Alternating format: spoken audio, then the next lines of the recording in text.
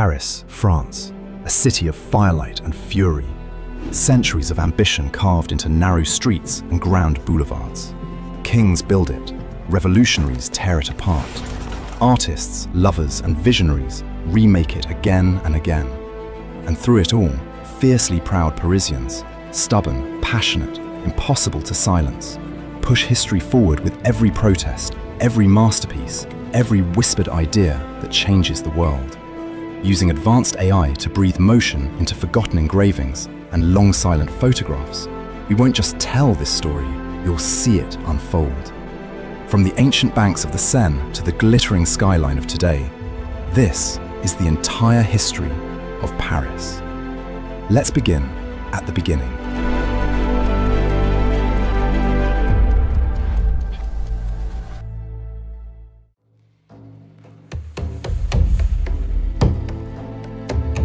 Before Paris was Paris, it was just a collection of huts on an island. Around 259 BC, a Celtic tribe called the Parisii settles on what's now called the Île de la Cité, that small island in the middle of the Seine River. They're fishermen, traders, and river people who control a strategic crossing point. The name Parisii possibly means boat people or craftsmen, which tells you everything about how they live. They aren't building monuments or writing philosophy, they're trying to survive. Then, in 52 BC, Julius Caesar shows up. The Romans don't ask permission.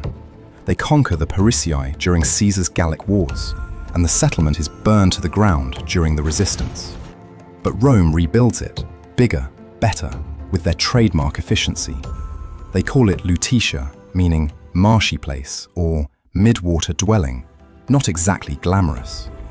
Roman Lutetia grows on the left bank of the Seine, and for about 3 centuries, it's a proper Roman town.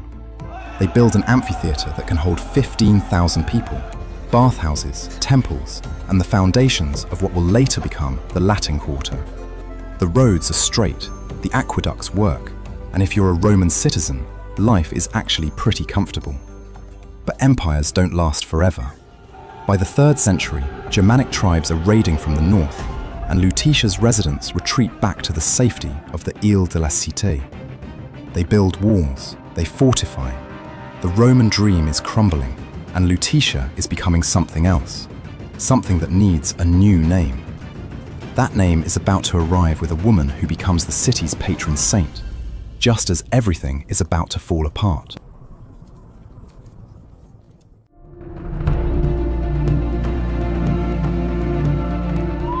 The 5th century is chaos. The Roman Empire is collapsing, and barbarian tribes are carving up Europe like a feast. In 451 AD, Attila the Hun and his army are marching toward Lutetia, and the residents are ready to abandon the city entirely. Then, a young woman named Geneviève changes everything. According to legend, Geneviève convinces the terrified population to stay and pray instead of flee. Miraculously, or coincidentally, Attila's forces change course and spare the city.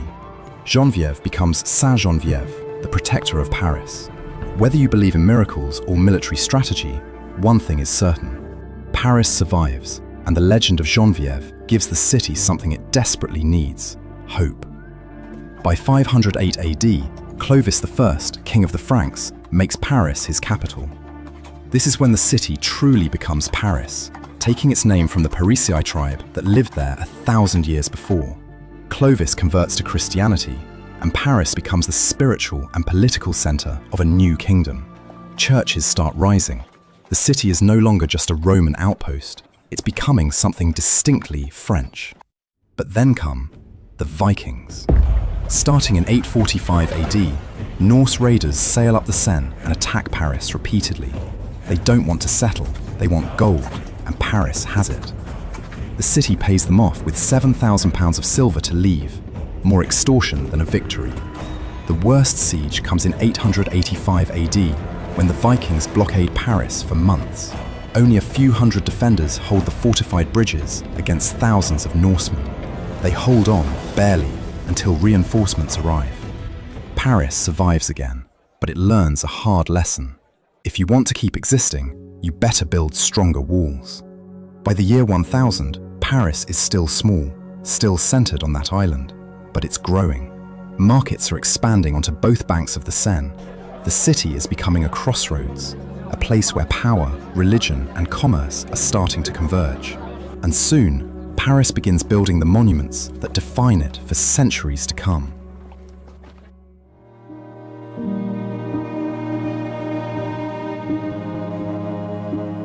The 12th and 13th centuries are when Paris becomes undeniably important. In 1163, construction begins on Notre Dame Cathedral.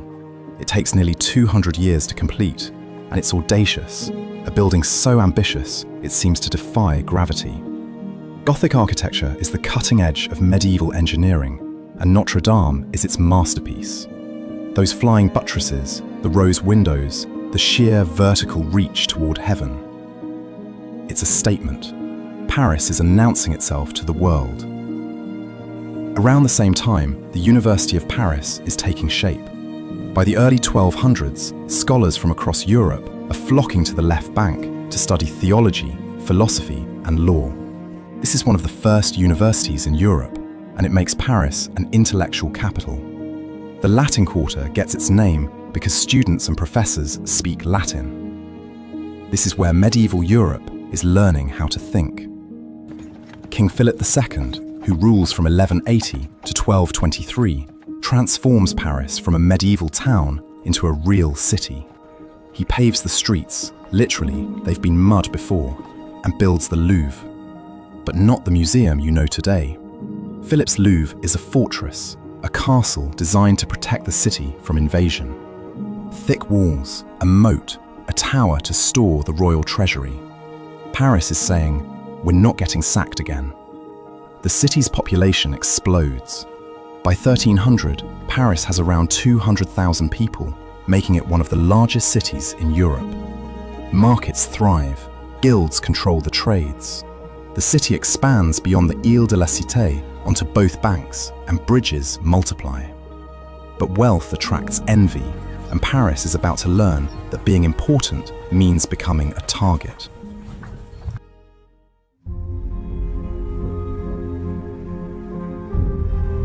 The 14th century nearly destroys Paris. First comes famine. Harvests fail across Europe in the 1310s, and people starve. Next, the 100 Years' War, starting in 1337, when England and France begin a brutal, generational conflict over who should rule France. Paris is at the center of it. But nothing compares to what comes in 1348. The Black Death arrives in Paris, one of the deadliest plague outbreaks in history. Estimates suggest that between a third and half of the city's population dies. Bodies pile up faster than they can be buried. The smell of death hangs over the city for years. Trade collapses. Entire neighborhoods are abandoned. If you live through the plague in Paris, you watch your world end. In 1358, a popular uprising called the Jacquerie sees peasants revolt against the nobility. Paris is in chaos, with different factions fighting for control. Later in 1382, the Maillotins revolt sees Parisian workers rebel against heavy taxes. The city is angry, hungry, and increasingly violent. Then, in 1420, during the 100 Years' War, Paris falls to the English and their Burgundian allies. For 16 years, the English occupy the city. Parisians are living under foreign rule, and the French crown flees to the Loire Valley. But then, a teenage peasant girl from Lorraine changes everything. Jeanne d'Arc, also known as Joan of Arc, arrives on the scene in 1429, claiming God has sent her to save France. She's 17 years old, illiterate, and convinced she hears the voices of saints. Somehow, she persuades the Dauphin, the uncrowned heir to the French throne, to give her an army. She leads French forces to lift the siege of Orléans, a turning point in the war. Her presence electrifies the French troops and terrifies the English, who think she's a witch. Joan doesn't liberate Paris directly. An attempt in 1429 fails, and she's wounded. But her campaign shifts the momentum of the entire war. The Dauphin is crowned King Charles VII at Reims, and suddenly France has hope again. Joan is captured by the Burgundians in 1430, sold to the English, and burned at the stake for heresy in Rouen in 1431. She's 19 years old, but her impact echoes. Paris is finally liberated in 1436. The war doesn't officially end until 1453, but Paris has already been scarred by over a century of violence, disease, and occupation. By 1500, Paris is recovering, but slowly. The population is rebuilding. The monarchy is reasserting control. The city is exhausted, but it's still standing. And the Renaissance is about to arrive, bringing with it a new kind of transformation.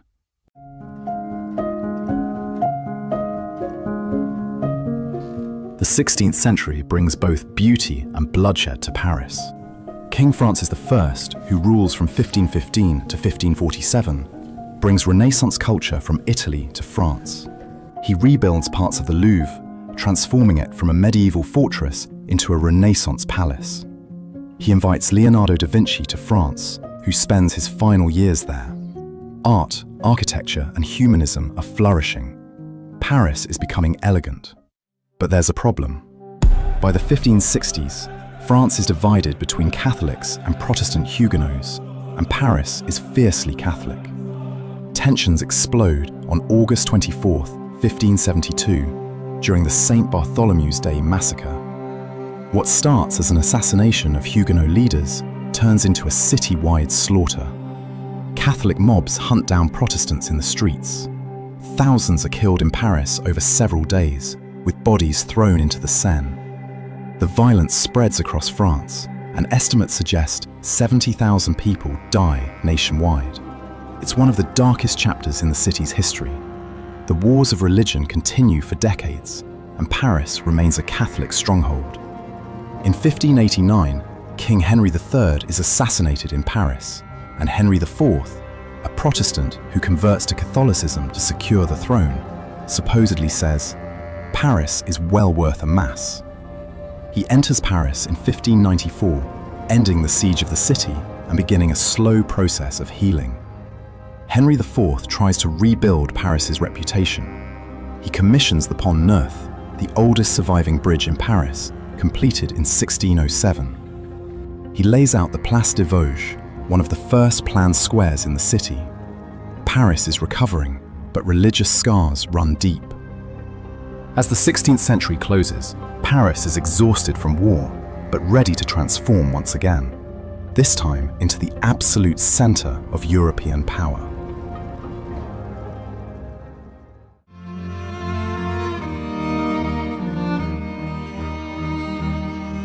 The 17th century is when Paris becomes the capital of European grandeur. Louis XIII and his chief minister, Cardinal Richelieu, centralize power in Paris. Richelieu founds the Académie Française in 1635 to protect and regulate the French language. It's about control, linguistic, cultural, political. Paris is being shaped into the symbol of French authority. But the real transformation comes with Louis XIV, the Sun King, who rules from 1643 to 1715. Louis makes monarchy an art form. He expands the Louvre, builds the Hôtel des Invalides for war veterans in 1670, and commissions grand boulevards. Paris is being redesigned to reflect absolute power. However, Louis XIV makes a controversial choice. In 1682, he moves the royal court from Paris to Versailles. He doesn't trust Paris. The city has a history of rebellion, and Louis wants distance from the mob. Versailles becomes the political center of France, while Paris remains the economic and cultural one. Even without the king physically present, Paris thrives. Salons, gatherings of intellectuals, writers, and philosophers, become the heartbeat of cultural life. French cuisine is being refined into an art. Fashion, manners, and etiquette developed in Parisian society are copied across Europe. This is when France, and specifically Paris, becomes synonymous with culture and sophistication. The century ends with Paris as the most influential city in Europe. But the relationship between the monarchy and the people of Paris is deteriorating, and that tension will have catastrophic consequences.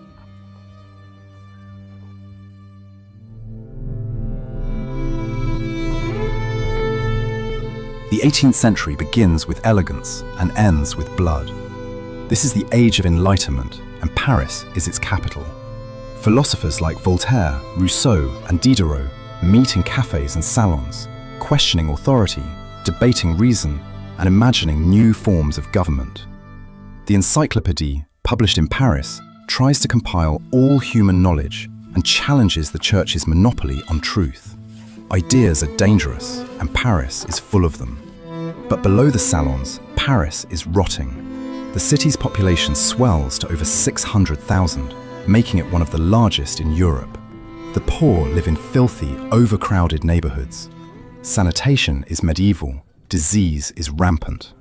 Meanwhile, the aristocracy lives in luxury, seemingly oblivious to the suffering around them. The situation gets so bad that by the 1780s, Paris's overflowing cemeteries are literally making people sick. Bodies are buried so shallow that the smell of decay drifts through neighborhoods. The solution? The city starts moving millions of skeletal remains into the old limestone quarry tunnels beneath Paris. These become the catacombs, miles of underground passages lined with the bones of 6 million Parisians, stacked in walls of skulls and femurs. You can still visit small sections of them today, walking through tunnels surrounded by the remains of centuries of Parisians. By the 1780s, France is bankrupt from wars and the lavish spending of Louis XV and Louis XVI. Taxes crush the poor, while the nobility pays almost nothing. Bread prices soar. People are starving in the streets of Paris. And the general public of Paris have finally had enough. On July 14, 1789, Parisians storm the Bastille, a royal fortress and symbol of tyranny. It isn't a strategic target. Only 7 prisoners are inside. But symbolism matters. The French Revolution begins, and Paris is its stage. What follows is a decade of chaos. The royal family is brought from Versailles to Paris and held in the Tuileries Palace. In 1792, the monarchy is abolished. In January 1793, King Louis XVI is executed by guillotine in what's now the Place de la Concorde. Thousands watch. 9 months later, Queen Marie Antoinette follows. The revolution devours its own children. The Reign of Terror, led by Robespierre, sees tens of thousands guillotined. Nobles, priests, revolutionaries who aren't radical enough. Paris's streets run with blood, literally. Bodies pile up. By 1794, Robespierre himself is guillotined, and the terror ends. France is exhausted, traumatized, and searching for stability. That stability comes in the form of a Corsican general who is about to make Paris the center of an empire.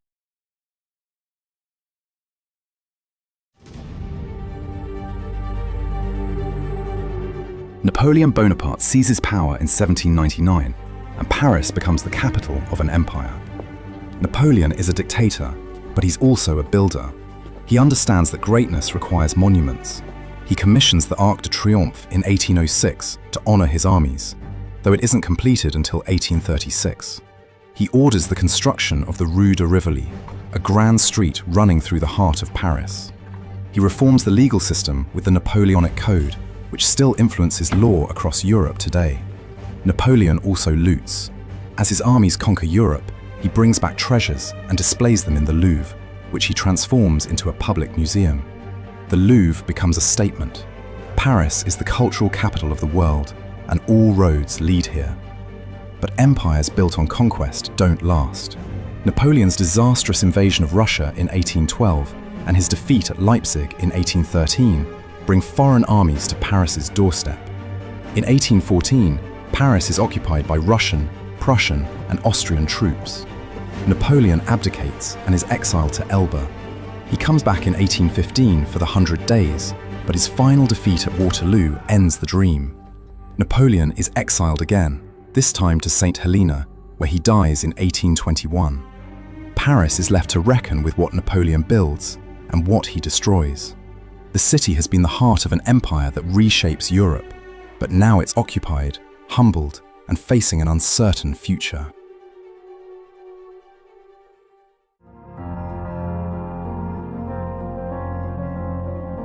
After Napoleon, the Bourbon monarchy is restored, but the people of Paris haven't forgotten the revolution. In July 1830, Parisians rise up again, overthrowing King Charles X in the July Revolution. Barricades go up in the streets, a tactic that defines Parisian resistance for generations. A new citizen king, Louis Philippe, takes the throne, but he satisfies no one. In February 1848, revolution erupts again. Louis Philippe flees, and the Second Republic is declared. But within months, workers in Paris rise up once more in the June Days Uprising, demanding social reforms.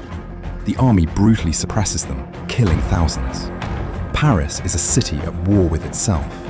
Out of this chaos comes Louis Napoleon Bonaparte, Napoleon's nephew, who was elected president in 1848. In 1851, he stages a coup and declares himself Emperor Napoleon III. Despite his authoritarian rule, he transforms Paris in ways that still define the city today. Napoleon III hires Baron Haussmann to redesign Paris. Haussmann's renovations, carried out from 1853 to 1870, are radical. He demolishes medieval neighborhoods, replacing narrow, winding streets with wide boulevards. He builds parks, sewers, and uniform apartment buildings with those iconic Parisian facades. Why? Partly for modernization, but also for control. Wide boulevards are harder to barricade and easier for troops to move through. Beauty and authoritarianism go hand in hand. Haussmann's Paris is the Paris we recognize today. The boulevards, the streetlights, the elegant uniformity. But that beauty comes at a cost. Working-class neighborhoods are destroyed and thousands are displaced. Then, in 1870, Napoleon III makes a fatal mistake. He goes to war with Prussia. The Franco-Prussian War is a disaster. The French are crushed, Napoleon III is captured, and by September 1870, Prussian forces are besieging Paris. The city holds out for 4 months. People eat rats, cats, and even zoo animals to survive. In January 1871, Paris surrenders, but the humiliation has only just begun.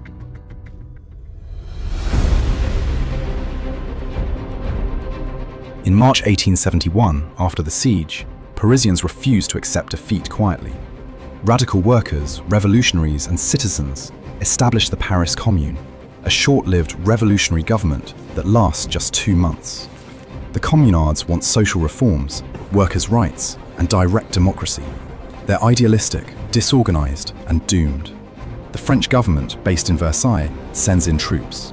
What follows is the Bloody Week in May 1871, one of the most brutal urban battles in history. Government forces kill between 10,000 and 20,000 communards. Prisoners are executed en masse. The communards, in their final days, burn public buildings, including parts of the Tuileries Palace, and set fire to the Hôtel de Ville. Paris is traumatized once again. But from the ashes comes renewal. The Belle Époque, the beautiful era, lasts from the 1870s to 1914, and it's Paris's golden age of culture. The city becomes the world capital of art, literature, and innovation. The Impressionists, Monet, Renoir, Degas, are painting light itself. The Moulin Rouge opens in 1889, and Parisian cabaret becomes legendary.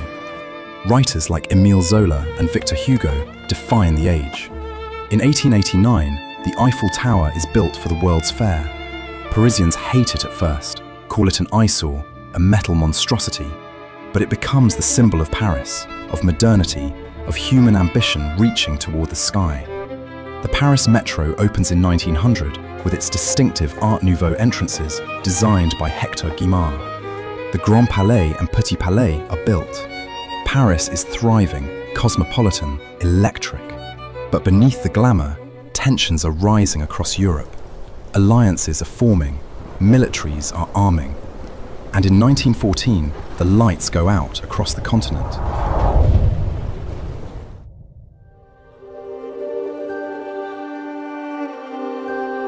World War I nearly breaks Paris. Though the front lines are north and east of the city, Paris lives under constant threat. In 1914, German forces come within 30 miles of the city during the First Battle of the Marne. Parisians can hear the artillery. Taxis are famously commandeered to rush French troops to the front, the taxis of the Marne. And it works. Paris is saved, barely. For 4 years, Paris endures. Air raids, rationing, the constant stream of wounded soldiers. The war ends in 1918, and the Treaty of Versailles is signed just outside the city in 1919. France wins, but at a horrific cost. Over 1 million French soldiers are dead.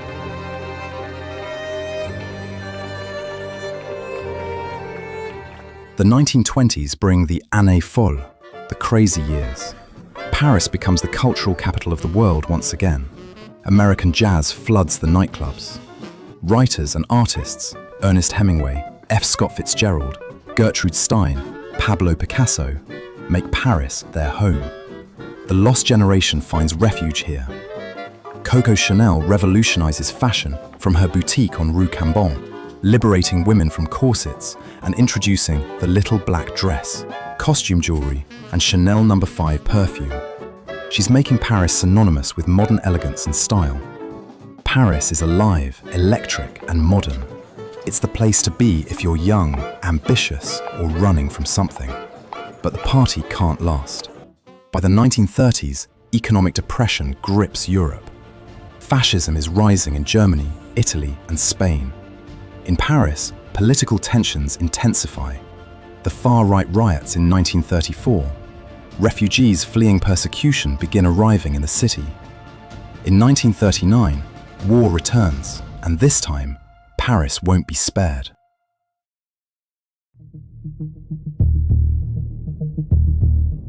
World War II brings darkness to Paris.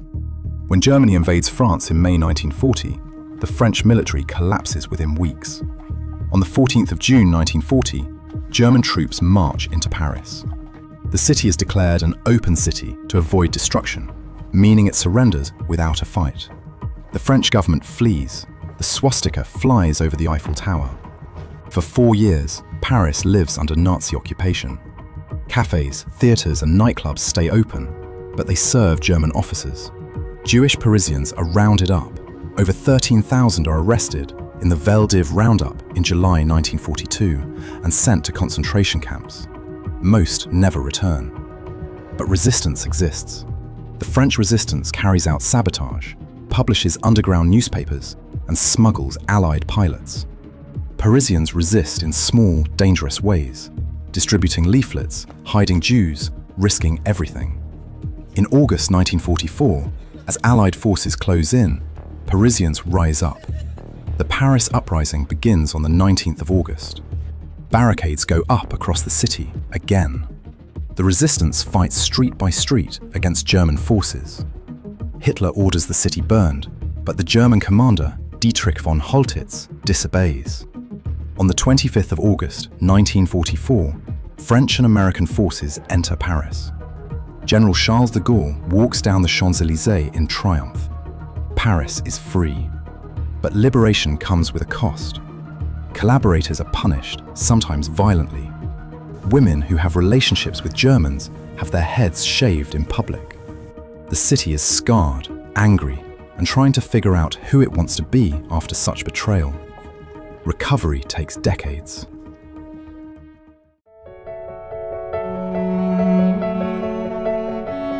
After the war, Paris has to rebuild, not just physically, but spiritually.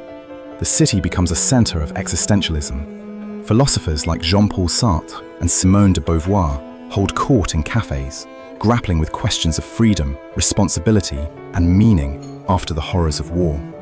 Economically, France recovers with the help of the Marshall Plan. By the 1950s and 60s, Paris is modernizing. High-rise suburbs, banlieues, are built to house a growing population. The périphérique, a ring road around the city, is completed. Paris is sprawling, growing beyond its historic core. In 1947, Christian Dior launches his New Look collection from his Avenue Montaigne atelier, redefining post-war femininity with cinched waists and full skirts. The fashion houses of Paris are dressing the world's elite and defining style for an entire generation. But tensions are building. In May 1968, Paris explodes again, not in war, but in protest. Students at the Sorbonne occupy their campus, demanding educational reform and opposing authoritarianism. Workers join in, launching general strikes. Paris is paralyzed. Barricades go up in the Latin Quarter. Riot police clash with protesters. Millions across France go on strike. The May '68 protests don't topple the government, but they change France. They challenge traditional authority, spark debates about gender, sexuality, and workers' rights, and leave a lasting cultural mark. The 1970s bring further change. President Georges Pompidou commissions the Pompidou Center, a radical, inside-out building that opens in 1977 and shocks traditionalists. Paris is embracing modern architecture, sometimes controversially. But the story of Paris isn't over yet. As it steps into the modern world, new challenges will be faced.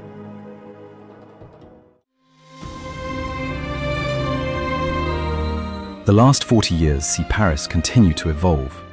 In 1981, François Mitterrand becomes president and launches his Grand Projet, massive architectural projects to mark his legacy. The Louvre Pyramid, designed by I.M. Pei and completed in 1989, is controversial but becomes iconic. The Opéra Bastille opens in 1989. The Grande Arche de la Défense, a modern echo of the Arc de Triomphe, is completed the same year. Paris is asserting its place in the modern world. But modernity brings challenges. The banlieues, once symbols of progress, become associated with poverty, unemployment, and tension. Riots erupt in 2005, sparked by the deaths of 2 teenagers fleeing police. Cars burn. The divide between central Paris and its suburbs becomes impossible to ignore. Terrorism strikes Paris hard in the 21st century. In January 2015, gunmen attack the Charlie Hebdo offices, killing 12. Later that year in November, coordinated attacks across the city kill 130 people. Paris mourns, but it refuses to be broken. In April 2019, Notre Dame Cathedral catches fire. The world watches as the spire collapses. It's devastating. Paris hosts the Summer Olympics in 2024, showcasing the city on a global stage once more. Today, Paris is a city of contrasts. It's a UNESCO World Heritage Site, a global tourism magnet, and a political capital. It's also a city asking what comes next, how to honor its past while facing an uncertain future. But if there's one thing Paris's history teaches us, it's that the city endures. It's been conquered, burned, occupied, and torn apart by its own people. But it always rebuilds. It always survives. So there it is, 2,000 years of Paris, from a Celtic fishing village to the City of Light. We've seen it rise from the ashes of the Roman Empire, survive Viking raids, medieval plagues, and the bloodiest revolution in European history. Paris isn't perfect. Its history is scarred by violence, oppression, and profound darkness. But this city gave the world revolutionary ideas about freedom and human dignity, the belief that people have the right to shape their own future. For better and worse, Paris has never stopped fighting for that. If you enjoyed this journey through time, please hit that like button and subscribe for more deep dives into our world's most fascinating cities.